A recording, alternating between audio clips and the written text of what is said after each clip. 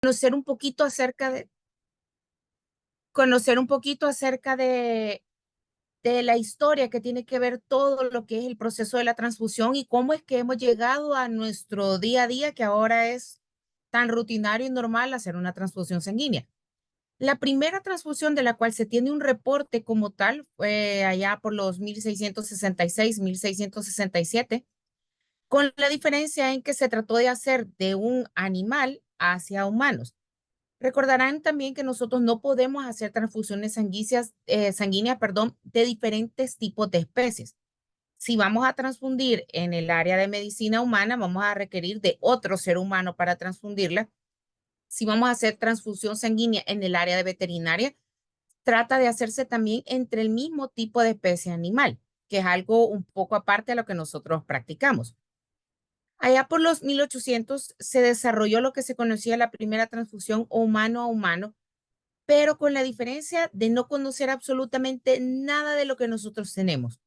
No se sabía mucho sobre el sistema ABO, no se sabía sobre el sistema RH, ni de qué tipo de persona o cómo hago la selección para sangre, no que solo de una persona a otra, y se vieron muchos de los problemas que son parte de los inicios de la transfusión sanguínea, que es la aglutinación por la incompatibilidad que se tenía al no conocer el tipo sanguíneo como tal. No fue hasta en 1901 donde Karl Leinster descubrió lo que conocemos hoy en día como el grupo ABO, que es lo que marca la pauta en medicina para lo que es la era moderna de la transfusión como tal. En 1903, Alfredo de Castello y Adriano Zulli tipifican el cuarto tipo sanguíneo que conocemos como el AB. Antes solo teníamos, o más bien dicho, en los inicios solo teníamos AB y O, y posteriormente se incorporó el conocido AB también. En 1911, Ottenberg acuñó el término de lo que conocemos nosotros como el donante universal, que es algo específico solo para el grupo O, específicamente para los ORH negativos, porque no tiene ningún tipo de antígenos eritrocitos. Entonces, es lo que me permite a mí poder que este tipo sanguíneo me sirva básicamente para todos. Ya vamos a hablar un poquito más adelante sobre los diferentes tipos sanguíneos. En 1914 se introduce lo que es el uso del citrato como medio para poder conservar. Quiere decir, toda aquella sangre que yo logré extraer para poderla utilizar después, anteriormente, básicamente yo tenía que sacarla y ocuparla en el momento. Pero con el aparecimiento del citrato como tal, me permitía no poderla utilizar justo en ese tiempo, pero sí diferirla y utilizarla en otro momento. En 1933 hasta 1947, John Laundy establece los elementos y la generación de lo que conocemos como el primer banco de sangre. Esto con la idea de que nosotros pudiésemos suplir toda la demanda de hemoderivados. Aquí entiéndase por glóbulos rojos empacados, plasma fresco congelado, que si yo solo necesito plaquetas, todo, cualquiera de estos tipos de hemoderivados. Y específicamente eso cuando se creó, era más que todo para el departamento de cirugía en la Mayo Clinic, que era donde más se requería este tipo de procedimientos médicos. ¿Qué tiene de especial la transfusión o por qué es tan diferente comparado contra otros procesos dentro de medicina? La sangre humana es la única que tiene una fuente de eritrocitos como tal, contiene plaquetas, contiene plasma e incluye todos los factores de la coagulación. Nosotros dentro de los hemoderivados que podemos separar la sangre, podemos separarla a veces por el tipo específico de factores de coagulación que necesitamos.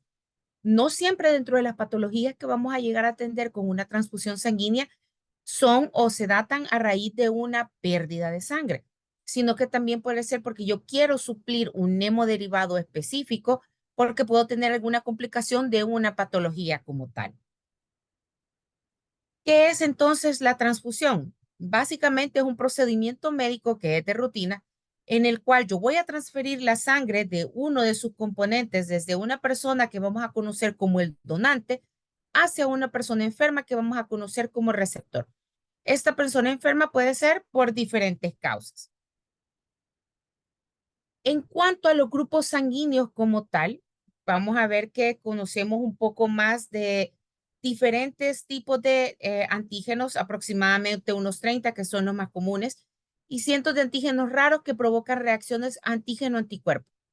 Es por esto que es sumamente importante que nosotros podamos identificar o trabajar en base a sistemas específicos en cuanto a transfusión sanguínea. ¿Con qué tipo entonces de sistemas vamos a trabajar? En medicina, básicamente, aparte de que se conocen otros, nosotros utilizamos el sistema ABO, donde vamos a incluir a la sangre de tipo a la sangre de tipo B, a la sangre de tipo O y a la sangre de tipo AB. Y tenemos el sistema RH, en donde yo a través del antígeno D voy a identificar si es una sangre RH de tipo positiva o es una sangre de tipo RH negativa. Y ahí es donde se me separa el hecho de conocer en medicina 8 tipos de sangre diferentes. Voy a tener a la A, B, O y AB positivas y a las mismas A, B, O y AB, pero de tipo negativas. Y así vamos a poder hacer la selección de a qué paciente le vamos a aplicar diferentes tipos sanguíneos. Datos que nos interesan a nosotros en El Salvador, que esto es una fuente de la Cruz Roja como tal. En El Salvador, la sangre que más predomina es la ORH positivo, alrededor de un 62%. La sigue la ARH positivo en un 23%, la BRH positivo en un 11% y la ABRH positivo en un 1%. Y luego aparecen estas otras 4 que en ocasiones pueden llegar a ustedes a escuchar en medicina que se conocen como sangres especiales, porque son las que se encuentran en menores porcentajes. Tenemos a la ORH negativo, ARH negativo, que respectivamente son el 1%, BRH negativo, que es el 0.7%, y la ABRH negativo, que es el 0.3%. Quiere decir que si se dan cuenta ustedes, al momento de yo buscar una unidad de sangre para cierto tipo de pacientes, querer encontrar una sangre de ABRH negativo son de las que son menos comunes en El Salvador. Quiere decir que hay probabilidades que en los bancos de sangre de nuestros hospitales no podamos encontrar o sean sumamente escasas. Aquí es donde campañas como las que ustedes están haciendo, el de promover la transfusión sanguínea para tratar de abastecer los bancos de sangre, son sumamente útiles, porque aquellas sangres que son más escasas o poco frecuentes permite que tengamos acceso, porque entre más de alguno de los que vamos a tener en el grupo de voluntarios que se acercan a donar, va a aparecer una de estas unidades, ya sea tipo O, A, B o AB, de las características negativas. ¿Cuáles van a ser o cómo es este proceso de donación de sangre? Toda persona sana que dona una pequeña cantidad de sangre puede ser utilizada en diferentes tipos de transfusiones sanguíneas. Esto quiere decir en cualquiera de los hemoderivados que nosotros conocemos en medicina. ¿Qué es lo que va a donar nuestro voluntario? Son solo 500 mililitros los que nosotros vamos a donar. Aquí esto ayuda a que ustedes puedan quitar los mitos entre aquellos que se acercan, que no donan, porque es que mira, dicen que te van a quitar 1 litro, no, te quitan casi los 5 litros de sangre, que a veces son uno de los temores por los cuales la gente no se acerca a donar sangre. El concepto de que me van a quitar mucho y yo después me voy a quedar sin nada o me quedo enfermo cuando dono sangre. Una transfusión sanguínea puede proporcionar los componentes de sangre necesarios, perdón, que son los glóbulos rojos, que son los que se transfunden con mayor frecuencia. Una unidad de glóbulos rojos empacados es la que más solemos necesitar. A veces los hemoderivados que contienen el plasma fresco congelado o los que contienen plaquetas o aquellos que contienen específicamente factores de coagulación son utilizados con menor frecuencia. No quiere decir que no se necesiten. Siempre los vamos a necesitar. Acuérdense que los glóbulos rojos suelen ser un poco más comunes porque cuando tenemos pérdida de sangre, nosotros lo que necesitamos reponer son los eritrocitos como tal, porque son a ellos los que hemos perdido en grueso. Entonces, una unidad, no, usualmente no utilizamos solo una unidad, no que hay pacientes en los que podemos llegar a utilizar incluso más unidades de sangre. Es por eso que son tan importantes de poder tenerlos a la mano. ¿Cuáles son los criterios de selección? ¿Qué quiere decir? ¿Qué tiene que cumplir nuestro voluntario para que pueda ser candidato a donar sangre? Uno, la edad, que debe de estar entre los 18 y los 65 años. ¿Por qué razón no aceptamos o muchas veces no se aceptan menores de 18 años? Una, porque todavía se consideran que están en fase de crecimiento, que pues están adaptándose o pueden tener algún estado carencial de nutrición, que no podemos utilizarlos o pueden ser candidatos como tal para la donación. En el caso de aquellas personas adultos que son mayores de 65 años, no se consideran tampoco porque aquí vienen aspectos propios de la vejez, quiere decir cuestiones fisiológicas normales, en que tienden a disminuir el porcentaje de agua, tienden a alimentarse un poco menos, no necesariamente convertirse en patologías, pero si yo extraigo una pequeña cantidad de sangre, sí puede quedar el paciente en un estado patológico, que es lo que se trata de evitar en las transfusiones sanguíneas. La idea de la transfusión es que la persona siga quedando bien de salud, que es otro aspecto de lo que nosotros necesitamos, una buena salud, el no padecer. A veces tenemos el mal concepto de solo poner enfermedades infecciosas. Hay ocasiones en que son patologías no infecciosas, como por ejemplo lo que son el cáncer, que no es una patología infecciosa que requiera un microorganismo como tal, pero el paciente está deteriorado de su estado de salud. Entonces no son candidatos para poder ser un voluntario a donación sanguínea. El peso se considera un mínimo de 110 libras. Sí se pueden aceptar a los pacientes que tienen sobrepeso o pacientes que tienen obesidad, ya sea grado 1, grado 2 u obesidades mórbidas. ¿Qué se requiere de estos pacientes que tienen ya sea las obesidades o sobrepeso?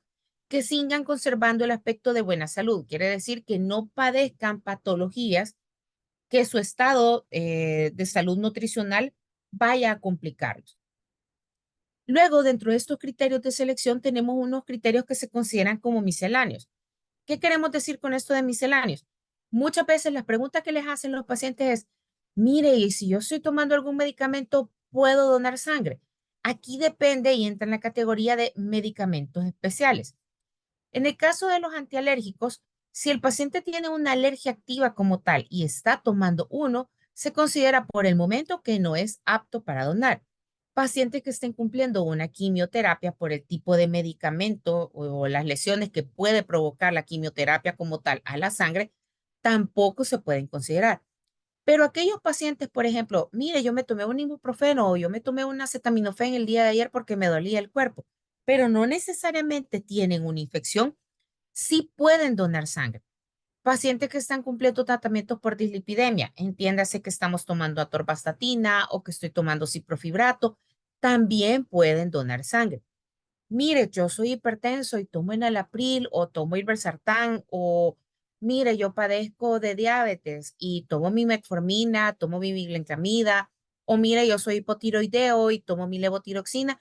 Esos pacientes sí son candidatos para poder donar sangre, porque esos medicamentos como tal no generan cambios en los glóbulos rojos. Aquí entra una excepción, sí, en aquellos medicamentos que pueden causar cambios en alguno de los componentes sanguíneos, como en el caso de la aspirina, que sí puede modificar lo que es un poco la acción de las plaquetas como tal. Y si ustedes quieren extraer un componente que es derivado de plaquetas, el hecho que el paciente esté tomando aspirina, sí no nos va a funcionar. Entonces, ahí es la importancia de, en el momento en el que se está en la entrevista con el voluntario, preguntar todo este tipo de características para ver si realmente nuestro voluntario clasifica para poder entrar en el proceso de transfusión o de donación de sangre. Que no consuma ningún tipo de droga. Muchas personas o pacientes se van a dar cuenta, ustedes se ven normales, sanos, que no pareciera que consumen ningún tipo de sustancia, pero sí las consumen. Es por esto que la entrevista se hace en un lugar aparte. Si se van a dar cuenta ustedes cuando estén en el proceso de donación, no es que estamos al aire libre preguntándole todo esto al paciente, tratamos de apartarlos un poquito y empezamos a preguntar varios aspectos. El aspecto otro que también es muy importante es si mi paciente utiliza piercing o tatuajes. Miren, es que dice que si yo tengo un tatuaje no puedo donar. Hay condiciones y excepciones a esto. Hace unos años atrás, acá en El Salvador, sí, todo aquel paciente que tenía un piercing o todo aquel paciente que tenía tatuaje, automáticamente era descartado para poder donar sangre. ¿Cuáles son los cambios más recientes que tenemos? Sí se puede donar pacientes que tengan piercings o tatuajes, pero que cumplan con lo siguiente. Uno, habérselo hecho en un lugar que sea certificado, quiere decir avalado por el Consejo Superior de Salud Pública, que cuenta con las condiciones o características necesarias como para poder ser candidato a donar sangre. Esto por lo menos tiene que haber pasado un año desde que se hicieron el piercing y desde que se hicieron el tatuaje. Hay lugares que cambian y la restricción la ponen que tengan por lo menos 6 meses. Mujeres embarazadas. Las mujeres embarazadas no se recomienda porque acuérdense que parte de esa circulación sanguínea como tal forma parte de la circulación sanguínea del feto. Entonces sí podemos afectar las condiciones en las que el feto se está desarrollando. Por eso las personas embarazadas sí quedan excluidas como tal del proceso de donación. Importante, y aquí es donde la lista se nos vuelve mucho más larga que la lista de los criterios de selección. Las exclusiones, quiere decir qué cosas que mi voluntario tenga no van a poder ser características para que participe en un proceso de donación. Que mi voluntario sea carente del uso de sus facultades mentales o que sea un privado de libertad. Que mi voluntario o mi candidato cumpla con cualquiera de los siguientes.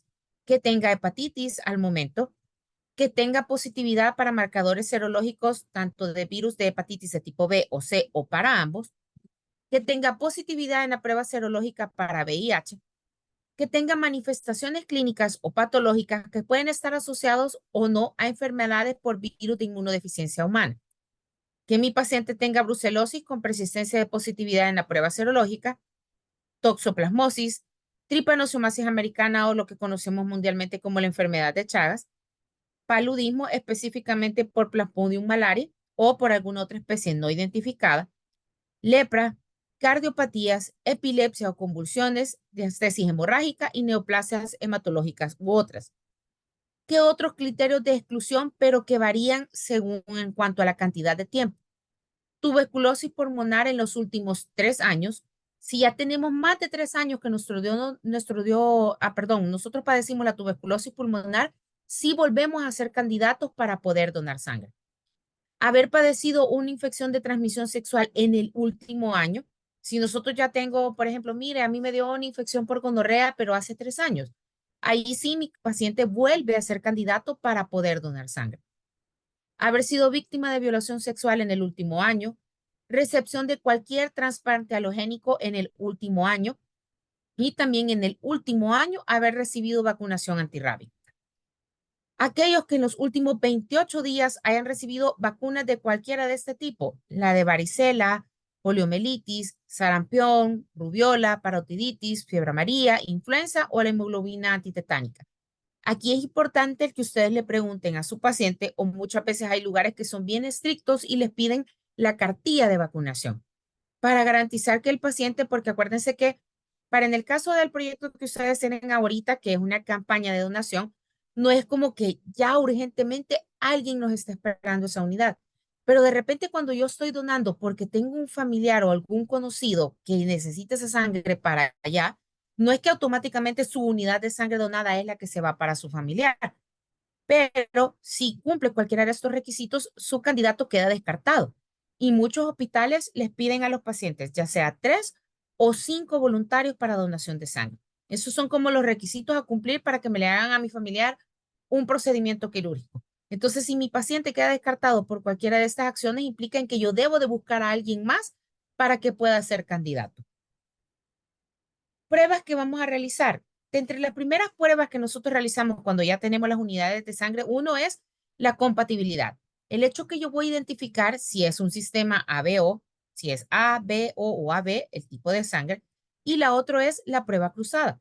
Quiere decir, yo voy a tomar una muestra de sangre del donante, una muestra de sangre del receptor y mezclo ese tipo de sangre para ver si no hacen algún tipo de aglutinación, para que esa sorpresa no nos la vayamos a llevar nosotros en el momento en que estamos haciendo la transfusión sanguínea como tal.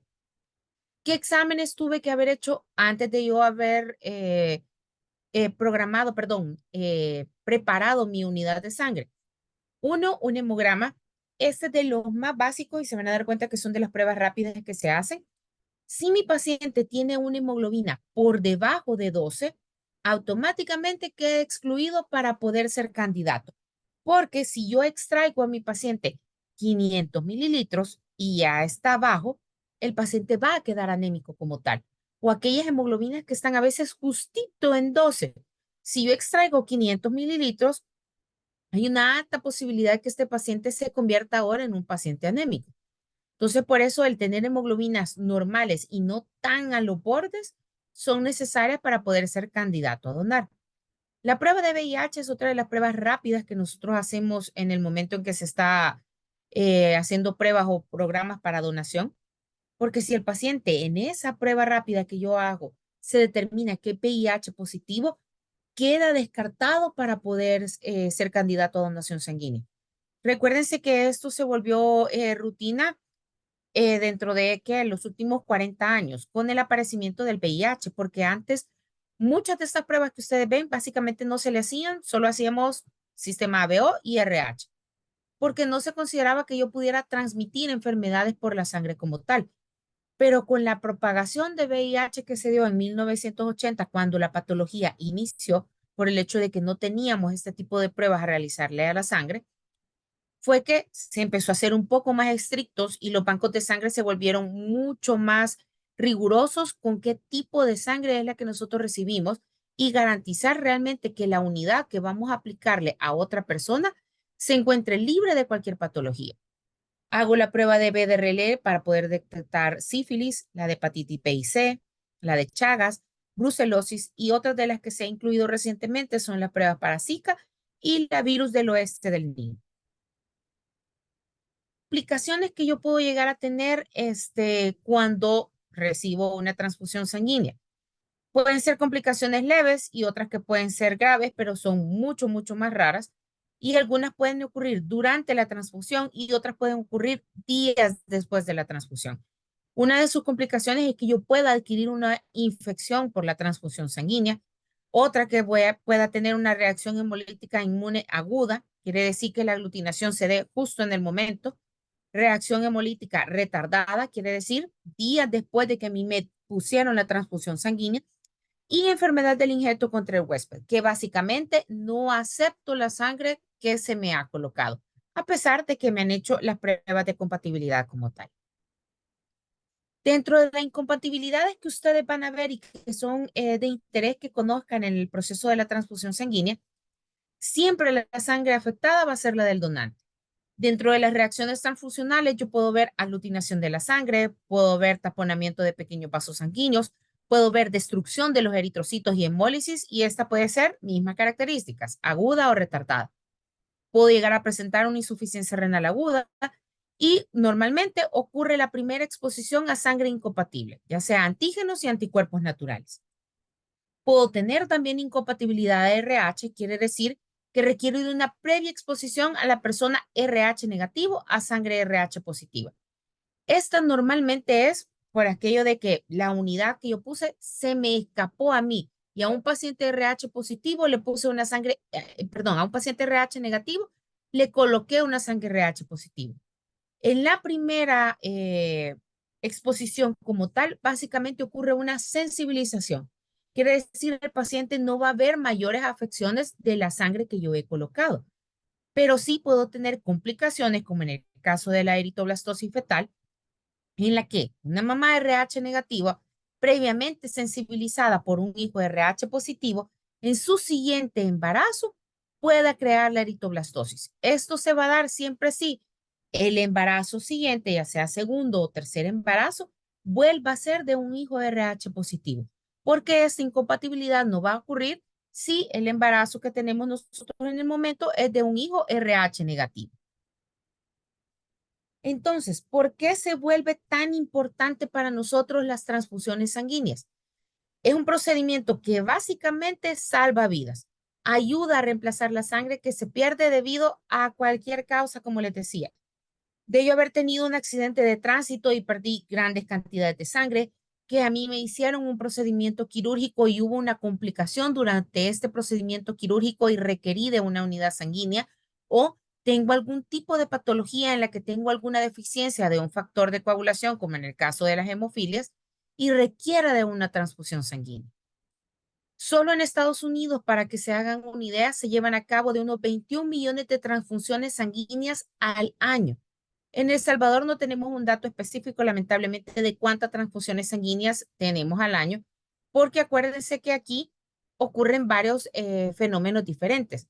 El hecho, por ejemplo, de que a veces se hacen campañas de donación en diferentes lugares y no logran como centralizar los datos en un mismo lugar, o de personas que a veces la donación se hace en bancos de sangre de hospitales privados, que no es dato estadístico que tengamos a disposición de todos. Y otra es las donaciones que se hacen en Cruz Roja, que sí podemos tener un poco más de datos específicos, pero no realmente representan todo lo que tenemos a nivel del Salvador.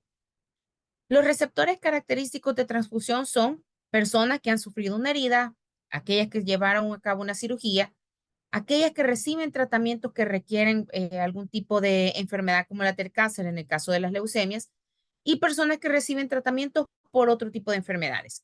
Aquellas anemias en que las hemoglobinas ya van rondando de 9, 8. En nuestra población a veces podemos llegar a pacientes que uno dice, no, ese paciente no va a estar pero ni caminando. De repente aparecen en la puerta del hospital con hemoglobinas de 7, 6.5, que uno dice, este paciente tendría que estar acostado, con dificultad, pero se mueve. Entonces, esos tipos de pacientes son candidatos a que nosotros apliquemos una transfusión sanguínea. Cosas importantes que ustedes deben de recordar al momento de donar sangre. Uno, quién puede donar sangre y quién puede recibir sangre. El O negativo, volviendo al concepto que teníamos al inicio de la charla, básicamente puede recibir solo de él mismo si se fijan. No puede recibir de más nadie, pero él tiene la ventaja que le puede donar a todos los tipos de sangre. Siempre en medicina se trata de priorizar de que si bien es cierto yo tengo un donante universal como es el O negativo, pero predomina el hecho de que al paciente se le coloca el mismo tipo de sangre que el paciente tiene. Si mi paciente es O positivo, de entrada la primera que yo voy a buscar es una sangre O positivo. Pero si yo no encuentro sangre O positivo, ¿cuáles son mis siguientes opciones? Yo le puedo aplicar a ese paciente una A positivo, una B positivo y una AB positivo. Y ahí van cambiando. Si mi paciente es A negativo, básicamente cuento con A negativo, A positivo y AB negativo y AB positivo. Para A positivo solo cuento con dos, que son el A positivo y el AB positivo. Para el B negativo voy a contar con B negativo, B positivo, AB negativo y AB positivo. Para B positivo solo voy a contar con dos también, que son el B positivo y el AB positivo. El AB negativo, al igual que los anteriores, AB negativo y AB positivo, y el AB positivo, básicamente, de cualquiera de los otros. ¿Con qué quiero finalizar esta charla? Esta frase, si ustedes la buscan, se encuentra en el banco de sangre del Hospital San Jude de niños, en donde dice que todos estamos aquí para ayudarnos unos a otros. Cuando estamos juntos podemos cumplir cualquier cosa. El proyecto que se va a llevar a cabo del hecho de yo poder buscar unidades de sangre para poder abastecer un banco es el mejor proyecto que pueden tener en cuanto a voluntariado y gratitud, porque ustedes buscan el hecho de el bienestar común de las personas a través de un simple acto que es la gratitud y la donación que pueden tener hacia otros. Con esto finalizo la charla y me quedo pendiente de sus preguntas. Muchas gracias, doctora. Ahorita daremos inicio a las preguntas. Si tienen preguntas que quieran hacérselas a la doctora, pueden levantar la mano. Eduardo. Sí, buenas noches, doctora. Yo quisiera hacer una pregunta. Sí, podría especificar sobre los pacientes que padecieron hepatitis, ¿por qué no pueden donar? Solamente, muchas gracias.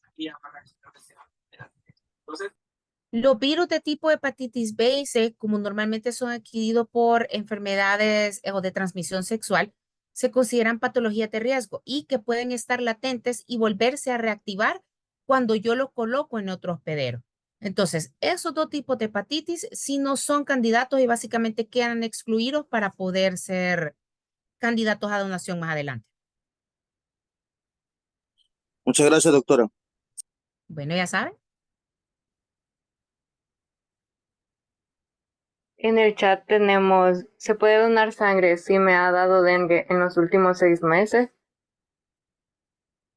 Para dengue sí pueden donar.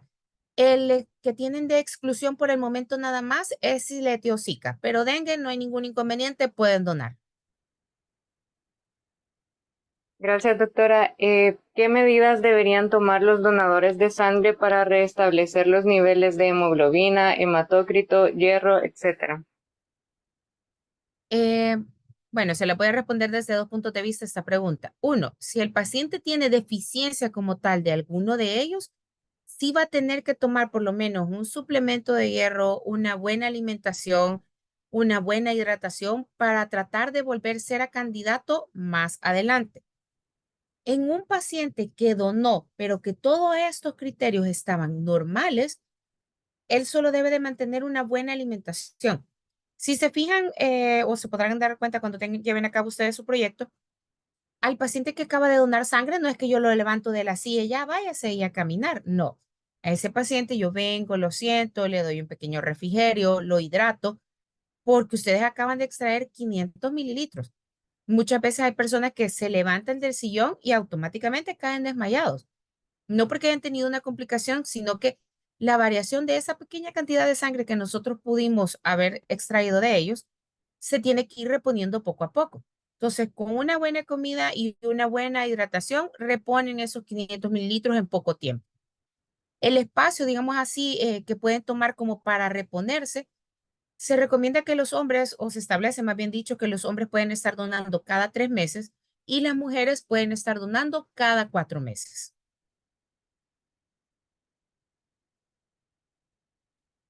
Ok, doctora, en estas son dos preguntas que dice cuáles son los posibles efectos que pueden tener los donadores luego de donar y cuál sería la peor consecuencia en el paciente. Luego de donar, básicamente, la inestabilidad, digamos, que podría quedar por el hecho que yo extraje una pequeña cantidad de líquido y el cuerpo debe de reponer esos 500 mililitros. ¿Cómo lo reponen ustedes? No es que la médula ósea empieza a demandar mayor cantidad de eritrocitos, sino que con líquido, quiere decir hidratándose un poco más y alimentándose bien, van a reponer esa pequeña cantidad.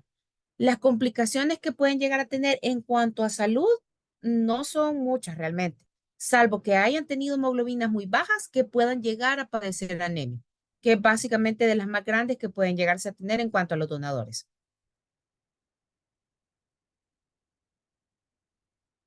Con respecto a los pacientes que son VIH positivo, ¿hay algún protocolo que permita transmitir sangre de una persona VIH positivo a otra persona con VIH positivo? Fíjense que dentro de VIH no es que digamos, los pacientes de VIH puedo crear un banco aparte con ellos y nos donamos entre nosotros por el tipo sanguíneo. Eso no se puede hacer. Una, porque cuando nosotros extraemos esa carga, recuérdense que de cada paciente lo primero que va a variar es el tipo de mutación de VIH que tenga. Probablemente yo tenga un tipo y otro paciente pueda tener otro tipo. El hecho de transmitirlo de un tipo a otro puede generar complicaciones en pacientes que por el momento están muy estables. La carga viral que van a tener en el hecho de ustedes aplicar esa transfusión también puede generar complicaciones en esos pacientes. Entonces, no tenemos un protocolo específico como para que pacientes VIH puedan convertirse en candidatos para otros pacientes VIH. En el caso de un paciente VIH que necesita sangre, se va a donar de personas que no tengan VIH. ¿Una persona con hipertensión arterial descontrolada puede donar? Si la presión arterial no está controlada, bueno, cuando les toman los signos vitales en el proceso de donación, de entrada lo descartan. ¿Por qué razón? Por el hecho de que al no estar controlado el paciente puede tener complicaciones al momento de extraer la sangre.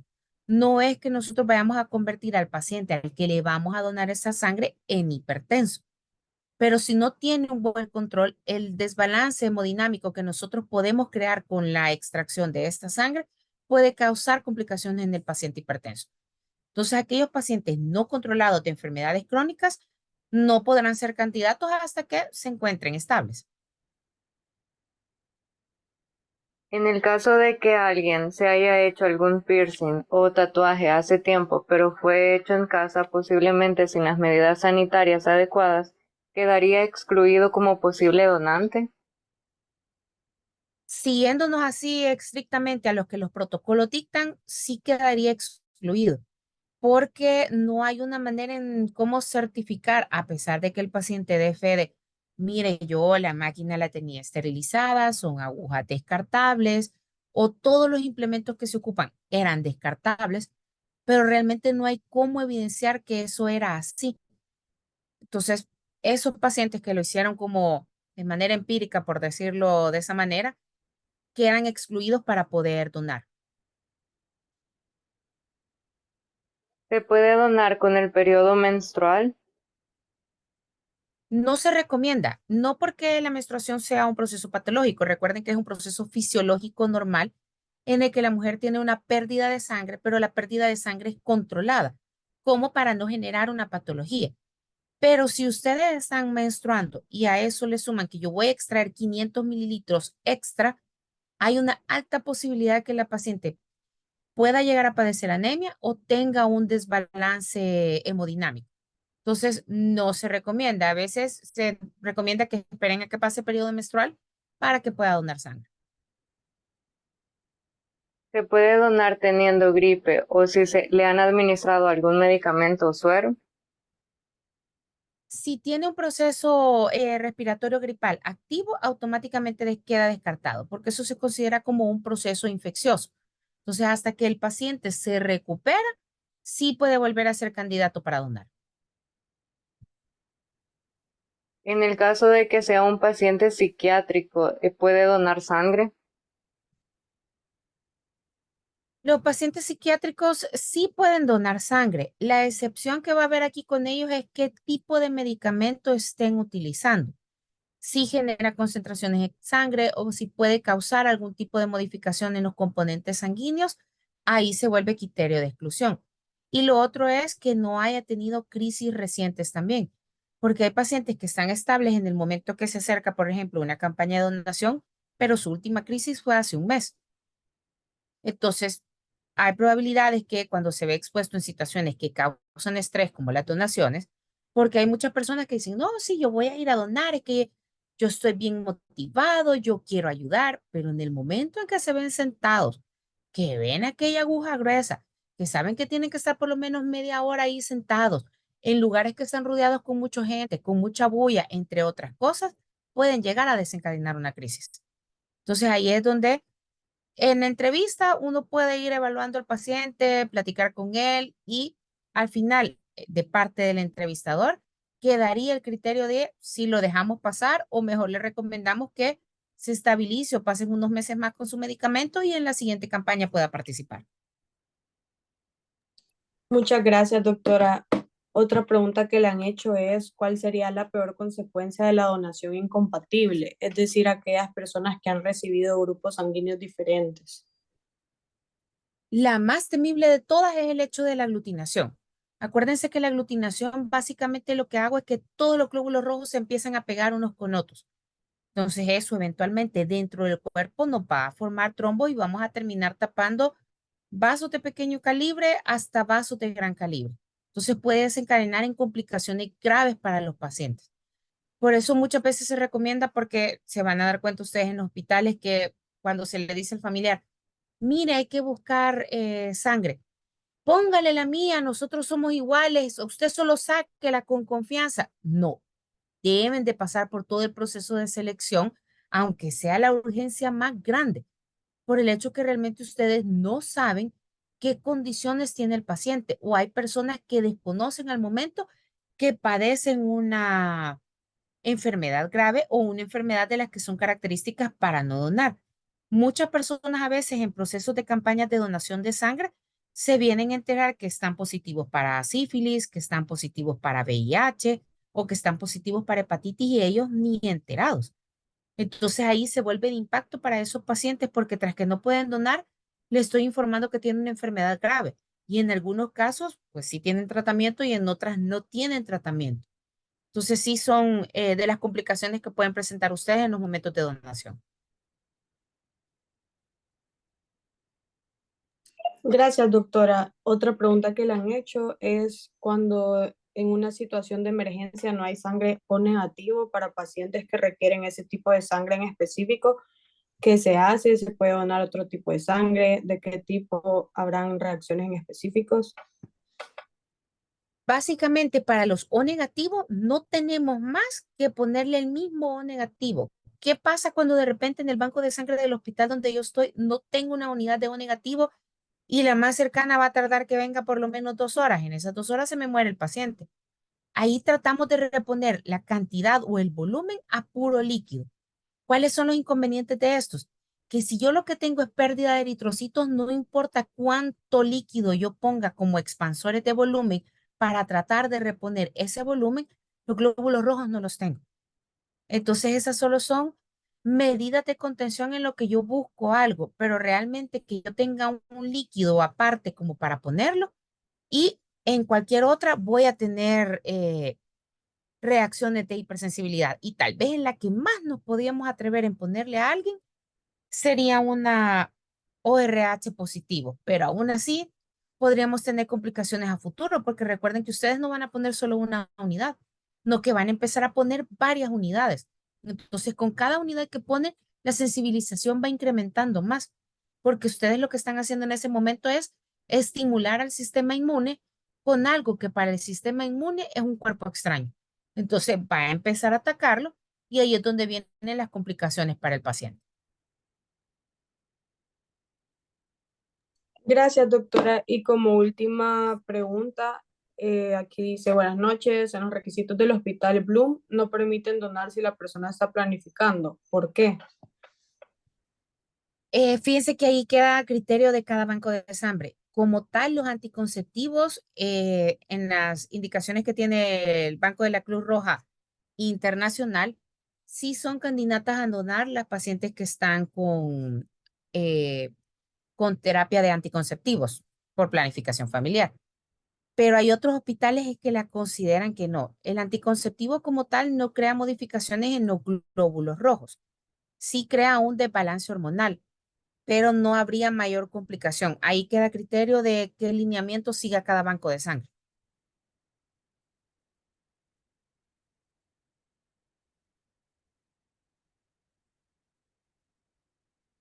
Gracias, doctora, por su ponencia. Ahorita les voy a mandar el link para que confirmen su asistencia en el chat, entonces solo no se desconecten aún y mi compañera les va a dar un anuncio.